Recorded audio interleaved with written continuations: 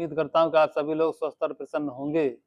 मैं प्रभात चंद्र दीक्षित अपने YouTube channel ज्ञान की किरण में आप सभी मित्रों का स्वागत करता हूँ और आपसे उम्मीद करता हूँ तो सब्सक्राइब करें, अपने दोस्तों के साथ इस चैनल को शेयर करें और अपने दोस्तों से भी हमारे चैनल को सब्सक्राइब करवाएं, क्योंकि ये चैनल आपको ज्योतिष से संबंधी हर प्रकार की जानकारी को उपलब्ध कराने वाला है। ज्योतिष से संबंधी हर योग हर दुर्योग की चर्चा इसी चैनल पर होगी।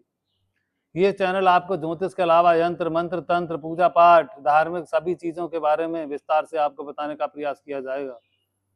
ऐसा कोई भी योग और दुर्योग नहीं होगा जो यहाँ पर छूटने वाला है। आइए आज बहुत ही महत्वपूर्ण विषय पर बात करने वाले हैं। आप लोगों का ज्यादा समय न बर्बाद करते हुए डायरेक्ट विषय पर आते हैं। आज का विषय है नवांश कुंडली के द्वारा दाम्पत्य जीवन के लिए सुख कैसा रहेगा, यानी आपकी पत्नी की मानसिक स्थिति कैसी रहेगी, इन सब के बारे में विचार करना। आइए देखिए, सबसे पहले यहाँ पर हमने लगन कुंडली का निर्माण किया। देखिए नंबर 1 लिखा इसलिए मेष लगन, नंबर 2 लिखा होता तो वृषभ लगन और नंबर 3 लिखा होता तो मिथुन लगन। अब ये लगन है आपका शरीर और ये नवांश कुंडली। यहाँ भी देखिए नंबर 1 लिखा इसलिए मेष लगन, नंबर 2 लिखा होता तो वृषभ लगन और नंबर 3 लिखा होता तो मिथुन लगन।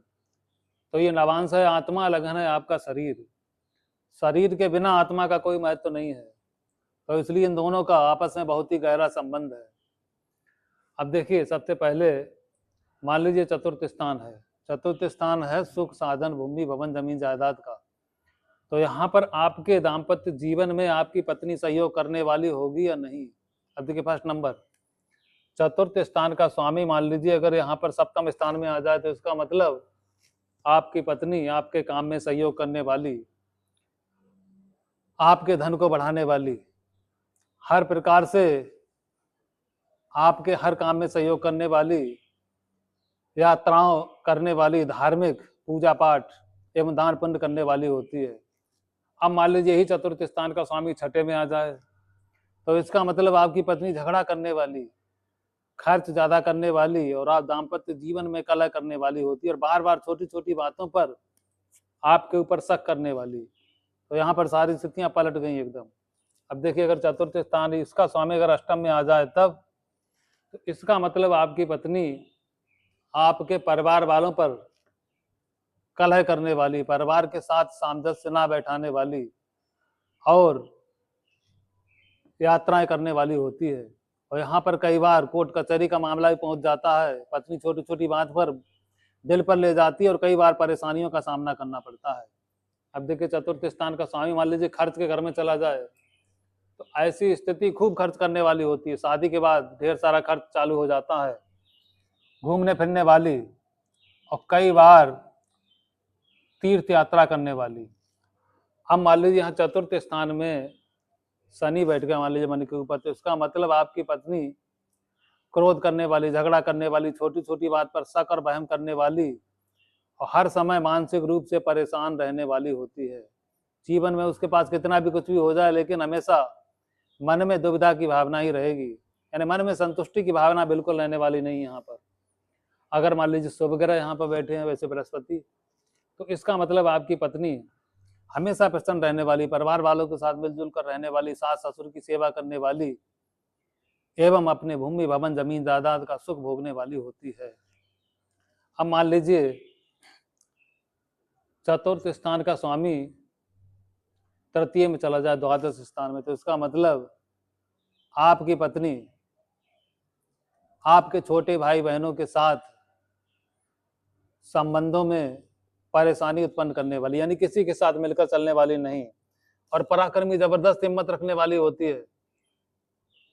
अपने खुद के दम से अपनी नई नौकरी प्राप्त कर सकती है यहाँ पर और परिवार में हर प्रकार से सहयोग प्रदान करने वाली, केवल छोटे भाई बहनों के साथ झगड़ा करने वाली होती, बाकी यहाँ पर सारी चीजें ठीक ठाक हैं। मान लीजिए चतुर्थ स्थान का स्वामी धन में चला जाता है, ऐसी पत्नी भाग्यशाली, धन धान्य की अपार वृद्धि करने वाली और हर प्रकार से पति के साथ सहयोग करने वाली होती है। अब मान लीजिए चतुर्थ स्थान का स्वामी लगन में चला जाए तो ऐसे व्यक्ति की पत्नी का मान सम्मान समाज में श्रेष्ठ होता है, उच्च पद प्रदान करने वाली, यानी उच्च पद पर आसीन होती है और उसका समाज में मान सम्मान यश खूब फैलता है और समाज के लिए बहुत कुछ करने वाली। अब मान लीजिए चतुर्थ स्थान का स्वामी अगर मान लीजिए लाभ स्थान में चला जाए तो इसका मतलब आपकी पत्नी भूमि भवन जमीन जायदाद हर प्रकार से सुख ऐश्वर्य का सुख भोगने वाली और हर प्रकार से सुखी और धनी होती है। अब मान लीजिए चतुर्थ स्थान का स्वामी 10 नवम में चला जाए भाग्य स्थान में, ऐसी पत्नी धार्मिक यात्रा पर जाने वाली, पूजा पाठ दान पुण्य करने वाली और हर समय प्रसन्न रहने वाली होती है। इसमें तनिक मात्र भी क्षण मात्र भी संदेह की बात नहीं है। चतुर्थ स्थान का स्वामी दशम में चला जाए तो ऐसी पत्नी अपनी खुद के दम से उच्च पद नौकरी प्राप्त कर लेती है, भूमि भवन जमीन जायदाद हर प्रकार का सुख भोगती है और अपने सास ससुर का बहुत ज्यादा ध्यान रखने वाली होती है। अब मान लीजिए चतुर्थ स्थान का स्वामी पंचम में आ जाए, इसका मतलब आपकी पत्नी उच्च प्रकार के पुत्रों को जन्म देने वाली, इसकी संतान बहुत ही ज्यादा श्रेष्ठ होती है और संतान भी माता पिता की तरह नाम रोशन करने वाली होती है और दैनिक आमदनी में बहुत ज्यादा वृद्धि होती है। ऐसी पत्नी शेयर मार्केट के द्वारा भी लाभ यहाँ पर प्राप्त हो कर सकती है, क्योंकि शेयर मार्केट का स्थान भी है।